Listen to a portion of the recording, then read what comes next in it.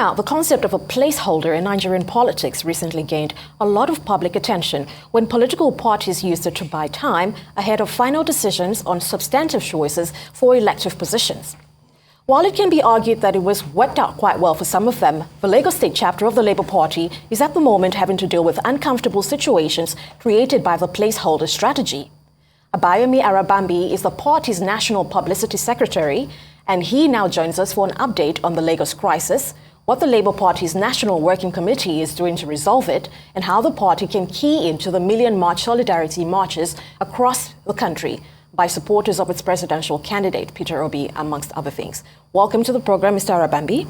Yeah, welcome. Good morning. Thank you for joining us. Yes, good morning. Well, let's get right into it. Could you bring us up to speed on the status quo regarding Professor Awamaridi's claim? As he claims, well, he says that he was, neither removed nor replaced through a constitutional procedure. On the other hand, we also know that your party's National Executive Committee has, of course, declared Badebo Rhodes Viver as giving him a return to the party. So could you please explain what exactly is going on?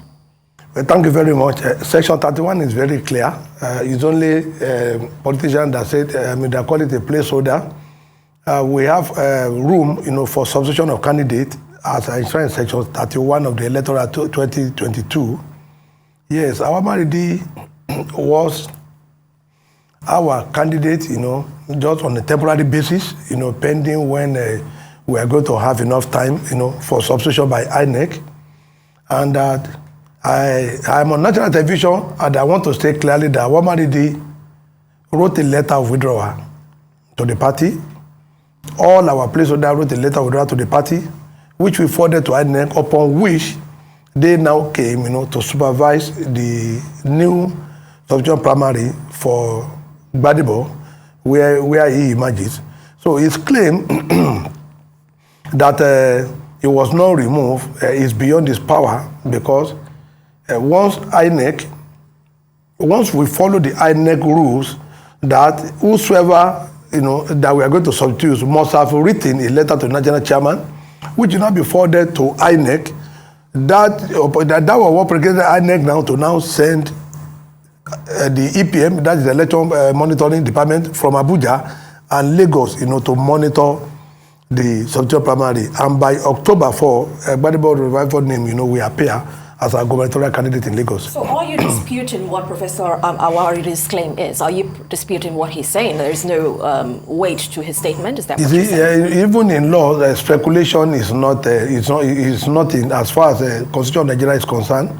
If he has any claim, like he said, that he has gone to court, I only pray, like if he's listening to me, I want him to include the affidavit, his photo in the Federal Court of Abuja, that he did not withdraw, so that he will now be able to go for perjury against him, because it was handwritten letter he wrote to National Chairman, which we have a copy, and now he has also gone to court that he did not, withdraw. Fine, it's fine. That's fine with us. The matter he filed in court, we are not even being served. We just heard about it in the pages of the newspaper, and when he came on this studio that he filed an interlocutory injunction and it had been granted. No, it is not. We have not been served anything. We just had it, that, he has gone to court. Fine, we are ready for him. If you bring the matter to Abuja, then we'll meet him in court. Just before we proceed, because I'm sure that Aaron wants to ask you now, is just to place on record, are you saying that your gubernatorial candidate for Lagos State Labour Party is confirmed to be Badebo Rhodes Viver? Yeah, Badebo Rhodes Viver is a gubernatorial candidate for Lagos State Labour Party.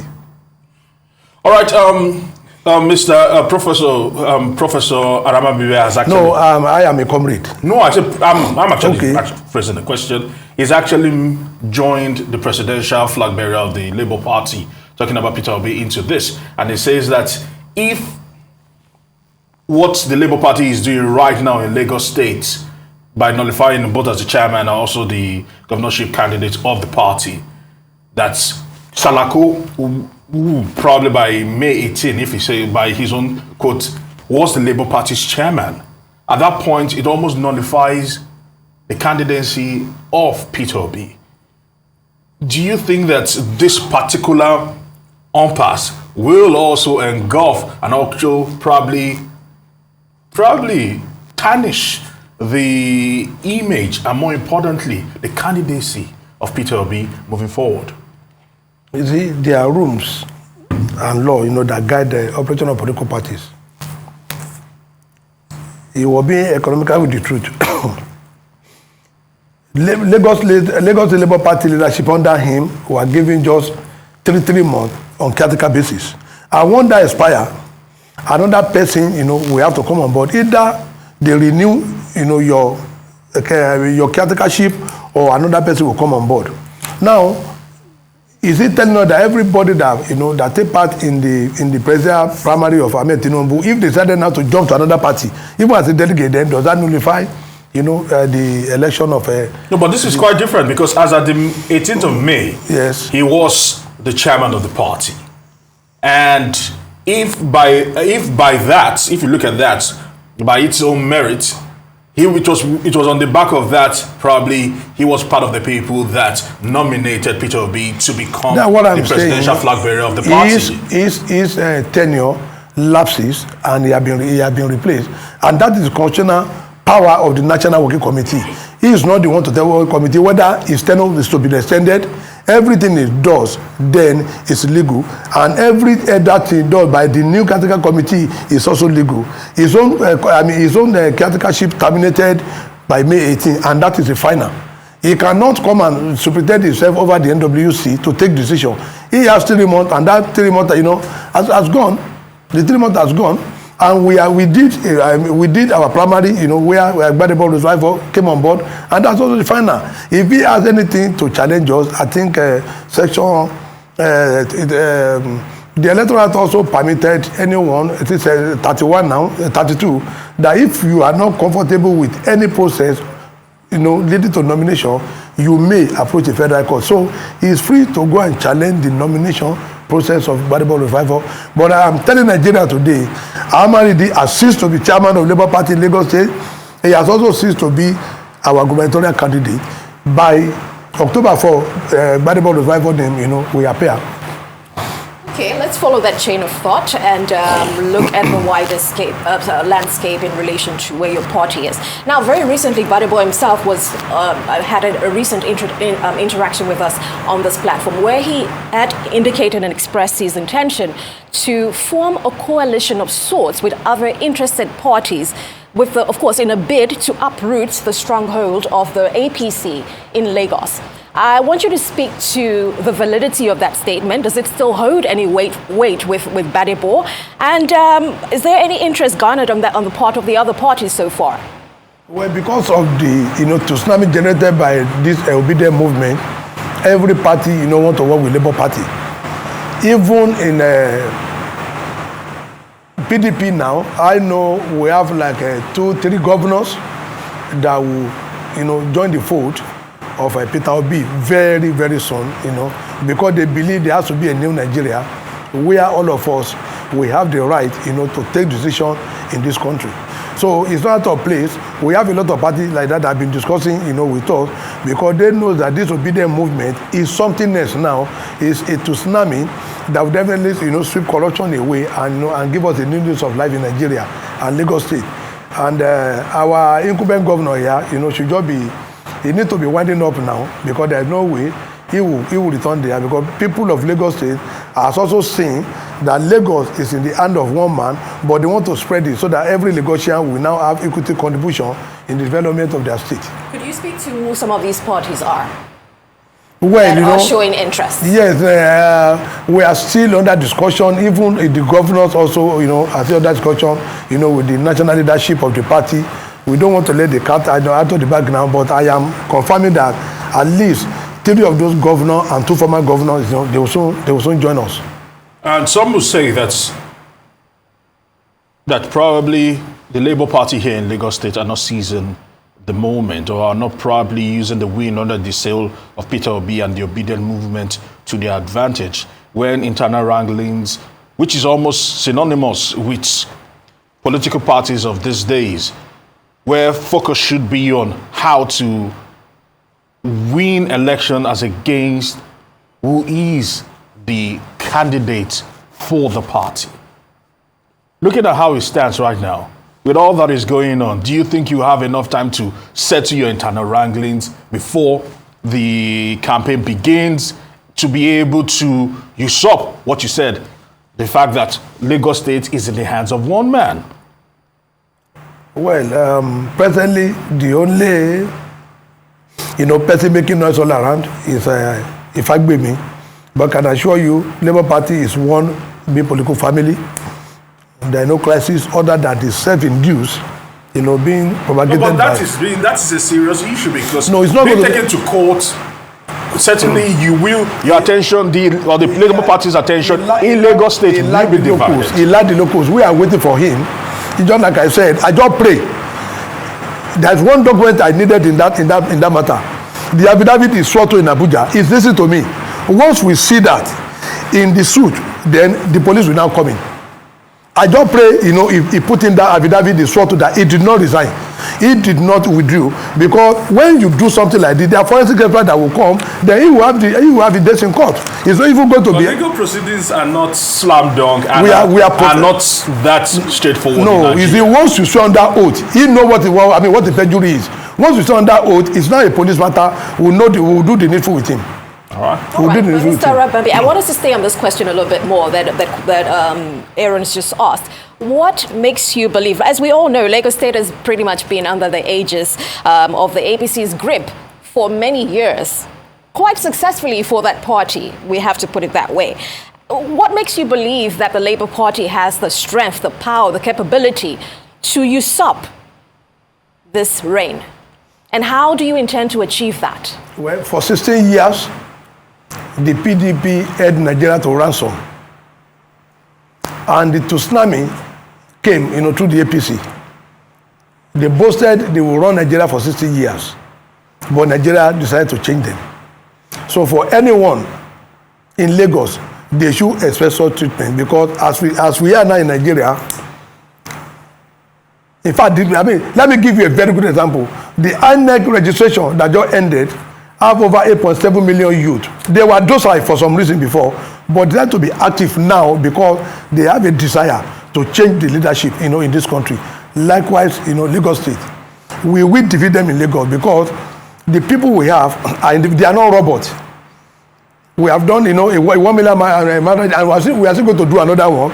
They know, I challenge APC and PDP, they should go and do their 1 million man rally. Let us see the people, whether it is going to be on social media or they will go and, import robot from US or from Germany. But I know we are the only one that had the audacity that Nigerians, are yearning. They were with us, other than the recent one that happened in Kaduna, where, the governor, out of executive rascality, decided to use instruments of state police. And we will also, Labour Party is going to go against the creation of state police because simply what El-Rufai did in Kaduna is somehow very, very unlawful. They themselves, in 2014, they were together with President Muhammadu Buhari, where they had a rally against Jonathan. Nobody did anything to them. But today we are seeing a governor who said he's not going to have 200 from Labour Party. But he was shocked. You now use the instrument of the state-owned money to now use police, to harass, the obedient member who had the right to exercise their vote, who had the right to choose who is going to be their leader. Is he saying, Obi and Labour Party will not come and campaign in Kaduna State? He had better learn, from history. Nobody will stop him from campaigning in Kaduna State because Kaduna State doesn't belong to him. It belongs to Nigeria. So if you think it's an act, to intimidate us from coming to Kaduna State, then whatever he comes, we will also meet him with that. All right, let's bring it down back to Lagos.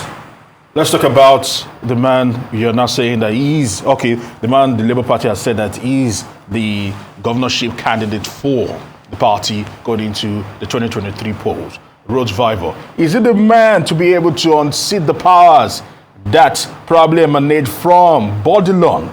Because a lot of people question, does he have that political clout? Does he have that political dexterity, temerity, name it all, to be able to do that? In all sincerity, can he? Because if you look at the political sphere in Lagos State, I don't think he's as popular as some that have come before him, and they've tried and several have failed. Well, we need to thank the new electoral act, that introduced beavers. The era of bullion van in exchange, for vote is gone. The Nigerians will vote. The vote will be transmitted. We are going to have a situation room that every vote counted at every polling unit. We are going to have, the figure directly. So the question of anybody manipulating any kind of figure. Question. I'm talking about the candidate itself, yes. No, it's about Nigeria now. The party. No, you see, even their candidate, the body law man will have been decimated after the presidential election. I am telling you, he will have been decimated after the presidential election. Even for them to now say they want to run for governorship, maybe they have to be they will be licking their wood, because we know the antecedent. But Nigeria has now we have woken up to reality that this is how people manipulate figure from polling unit to what you see somebody that have 10, they will change it to 100. It is not more possible, because what is transmitted is what we are also going to have, and no one will be allowed. And thank God, Mr. President Buhari has said there is no room for rigging. If you know you want to win an election, go and do your work. In Lagos State and Nigeria is going to be the same scenario. It is the beaver that is in use. We saw it in Ekiti, we saw it in Osun, where despite the exchange of money, the man the people choose in Osun State was the man they voted. And the other side, the man they want, in Ekiti was the preferred candidate is the person they voted for. In Lagos State, the preferred candidate, because of the new sheriff in town, because of the new change, yearning of Nigeria, is Labour Party, so and our candidate. What has it done to be able to garner that amount of? No, campaign has not started. Campaign has not started. Yes. They will be shocked by the time we are going to unveil him officially. That the kind of people they have not seen, they are going to see him. They are going to see them. All right, let's talk about GRV's roadmap. He has tagged, of course, his transformational goals to, and I'm going to quote, human capacity, social and physical infrastructure. These are like the core points that he's mentioned are closest to his heart, and how he would like to, of course, leave an impact in Lagos should he take the polls next year. Now, could you talk to how easy or cumbersome you presume that this will be for him to achieve, given the Lagos that we have today? Now, the point is this. There is nothing new in Lagos that was done by the APC administration, ACN or AC. This is the capital of Nigeria. Every IGR, everything they talk about has been there here before. So it's just that they annex it, and everyone that come on board, they can't say, PDP or any other party cannot do it, because they have been the one, that have been holding on to power. Now, we know where the money of Lagos come from, and we know the person. If another administration comes and we now redirect, the way they share, even the tax income, the people, that if they generated 100 naira, somebody will take 50, somebody will take 30 naira. That alone will definitely help, Lagosians, because as far as we are concerned, only a group of people is ruling Lagos. Only a group of people. But that is what the young man, is coming to change. We know it. We know the way they are doing it, and we are going to challenge them. How does he intend to drive that change? Well, could you speak to some of these specifics? You see, the point is this: we know the antics, we know the way the administration is being run.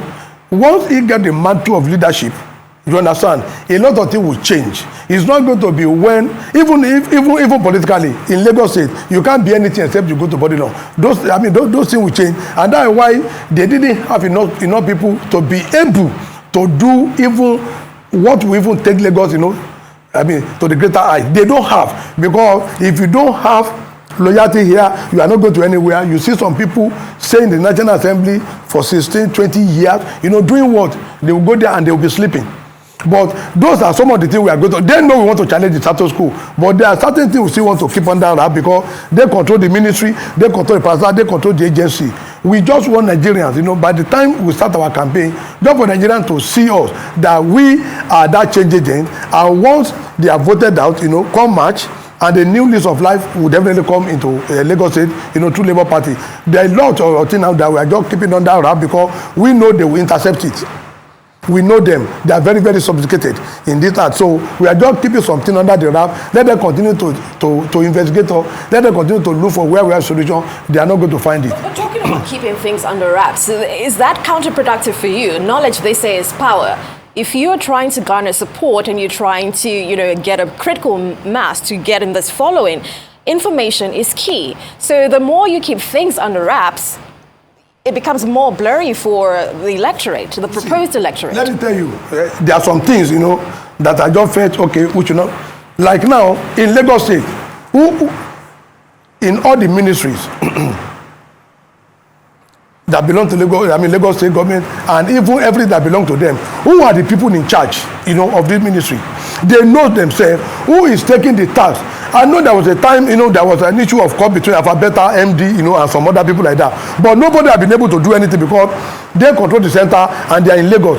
By the time the center and Lagos change, we are going to challenge some status quo. Somebody taking tax. Even as a city governor, Bola Ahmed Tinubu was the one who is taking tax of Lagos State. It is very wrong. These are some of the things we are going to tell Lagosians that we have to change that status quo. A status quo that every month that belongs to Lagos State will now, be put on a round table. You will take your own, and Lagosians. Do you know the suffering Lagosians are suffering? What is the index about the traumatized nation? Which state, confess it is Lagos? We are not the one that said it that, Nigeria is the second traumatized nation. What is the reason? Because people, are seeing money, but they could not touch it. This thing is just revolving around an individual in Lagos, which Bola Ahmed Tinubu. Why did he remove Ambode in the first instance? Ambode stated the reason why he was removed. How many did Sanwo-Olu, manage to get second term? All these things will be exposed once we take over the power, the leadership. But we are going to make a participative democracy. Every Lagosian will be part of this administration, and no one will now sit down in body long, to be dictating what who is going to be this, who is going to be that, going to House of Rep, go to Senate. You have to go to a meeting, exchange something between themselves, and the ticket will not be thrown at you. But we are going to make governance inclusive in Lagos. It's exclusive now. Since 1999, governance in Lagos is exclusive, but we are going to make it inclusive, and that is the hallmark of what Gbadebo Revival is saying. And don't forget, in Lagos, there are some things that even the governorship candidate, we definitely be mindful of. We knew, what have been happening, to some candidates that want to unseat them. So we are prepared, to guide our lions and to make sure that the voters are the one we are going to sensitize a lot to stand by their vote. The only thing is that let voters want the vote, stay with your vote, let them announce it, and let the result be declared. Okay, so let me ask our last question in another form. Looking at political analysts have said that the Labour Party seems to be a distant third force in the political sphere, that there's still the PDP, the APC in no particular order before the Labour Party, which is a distant third. If we put that into context, how is it possible, or what do you think the Labour Party, because people have also branded the Labour Party as a social media party, so that all the noise, all the dust that is being raised is simply on social media, and it will not translate to votes come February. Talk to us here in Lagos. What do you think will be done to ensure that you can transform or translate or metamorphose online followership to actual votes, that the 1 million march will be reflected in the polls based on the antecedents we've seen in the last elections? This is very key. Talk to us about this. Well, you see, the two questions has to be taken together, when I'm providing an answer. Yeah, the people that said we are the third force, that is a mere speculation. Labour Party is not the first force, and I'm going to give you the reason. PDP and APC, they are two Siamese twins that you cannot separate. They have been together, at the end of affairs, of this country. But the entrance of it will be definitely, change the political landscape. Now, in Ogun State yesterday, we did a 1 million march rally. These are people that have voters card. The database of Nigerians on the obedient movement with Labour Party has now risen to 22.8 million. Now, people will now sit in the four corner of their room and say, oh, this is social media. So those who did rally in Abeokuta yesterday, they were robots. That's what they are telling us. Nigerians that they saw on TV, radio that spoke to Nigerians, are they telling us they are robots? Those people that did their own in Lagos, are they saying they are robots? Those people that did their own in Nasarawa, are they robots? No, but those figures, now, the reason why I say so, those figures, yes, looking at several past elections, it will be commendable to get that particular number of people to vote nationwide looking at that particular 22.8? We are going beyond this. By December, we will cross the 50 million mark because more and more people are coming. Now, there is no reason why we will not get 50 million. The rally of Abeokuta yesterday was not sponsored by anybody, but do you know that people donated 50 naira, 100 naira, into that rally? It was not sponsored by Labour Party. It was sponsored just by the people that felt there has to be a change in Nigeria. Those, like I said, I challenge APC and PDP. They should run their 1 million mass rally. Whether they are going to see Nigeria with them, they will not see anybody because everybody in Nigeria now is learning toward this, the obedient movement, the obedient presidency that will only be ushered in by the people of the Federal Republic of Nigeria. In Lagos also did so. That's why I said I will take that thing conjunctively. The question of Lagos and Nigeria. There is no movement. There is no movement that we ever seen in this country. Even the one in 2014, 2015 is incomparable to what we are having now in Nigeria, where we have over 8.7 million youth that have been docile in Nigerian political system. They now go. You saw Alhaji Mohammed now, Mahmoud, the ANEC chairman, that said they were surprised between this 18, and 30, that 8.7 million. They didn't register because of APC and PDP because they knew they were voting in Nigeria before, but they didn't show interest. Right. They were docile. But now, they knew that there's a new sheriff in town that all of them must participate for us to have a participatory democracy so that we can change those who have been circulating our economy, those who are fond of the executive radicality and financial mess that put Nigeria as the poverty capital of the world, that made us number 3 as the world most indebted nation, second most traumatized nation in the world. They should know that they have to pack that. Thank God Mr. Buhari is going.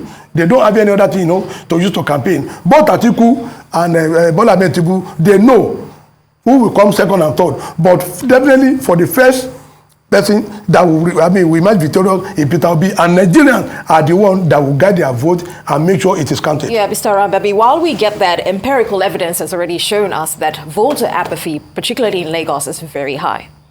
And this leads me to my next question. In light of this, fact, should we even garner a bigger number come next year? What are your sentiments around vote buying? Well, vote buying is predominantly, between these two Siamese things. We, on our own, like I said, the one we did in Abeokuta yesterday, where I came from, people donated 1,500 naira. What did they used to buy? In fact, I was shocked. There was a woman selling, footwear. The woman just gave it to people. When we don't even know how he manages, an ordinary woman said, "Oh, come and take this rice and beans." Some people donated pure water, some people donated soft drink. It has never happened in Nigeria. Towards your party? Yeah, yes, towards this one, and they know that this obedient movement is for Peter Obi, a change agent. And let me also say this: we have 3 people that are going to contest. 2 together. The other one is the only pan-Nigerian president, the man that want to take off from consuming nation, to productive one. Because if we are not the productive nation, nobody will bid for our naira. That is, that has explained why our naira keeps falling. Nobody bidding for it. And let me tell you, in 1979, my father was a member of the House of Assembly in Ogun. I was shocked that he went to US with naira. He only came back to come and show us how dollar and pound sterling look like. He went to US with all his colleagues, with the governor, Olabisi Onabanjo then. They went to US and London with naira. Right, they didn't bother they didn't bother about the foreign exchange. Yeah. They went there with naira and they came back with naira. They were spending naira in all the shops to buy whatever they want to buy. We can go back to that. If Obi become a president, they accuse him as a trader. We need a trader who can turn the situation of Nigeria around. I hear you, but do you agree that vote buying is a reality? It is a reality, but it's not going to work now because for people, why not? That's what I want to know. Yeah, the reason is this: for Nigerians, to have decided to contribute their own money into a rally, for a woman on the street to have given the people on rally is our food stuff for free, for someone selling coke, Fanta on the street to say, oh, come and take this 50 bottle. For someone to donate pure water, bottled water. All those people you mentioned. Yeah. They knew. And do they possess the PVCs? All our bidder members. Registered voters that have their PVCs. Because the reason why I ask is this. I've been looking at the data. Let's just focus on 2019 alone. Buhari scored 50 million plus votes. Atiku scored 11 plus million votes. You put that together they didn't. They just scored well over close to about 28 million votes. with SDP coming a far third, Labour coming a far fourth. You look at that. When you say that Labour alone has 22 million votes, and those people will go and register. And I no, say they have registered. That they've registered and they will vote. Of course. Please, is it going to be reflective? It's going to be very reflective. No, that is the condition precedent upon which we are doing all this rally. This is the first one going to run Nigeria, except Kaduna that they terminated, and which are still going to do again. So it's going to be reflective because it's a sensitization program. In other words, by the time campaign will start, we will now begin to realize, the economic blueprint, of Labour Party. Thank you very much for your time. Thank you very much for joining us. You and Labour Party, the very best. Yes, thank you very much for joining us. You are welcome.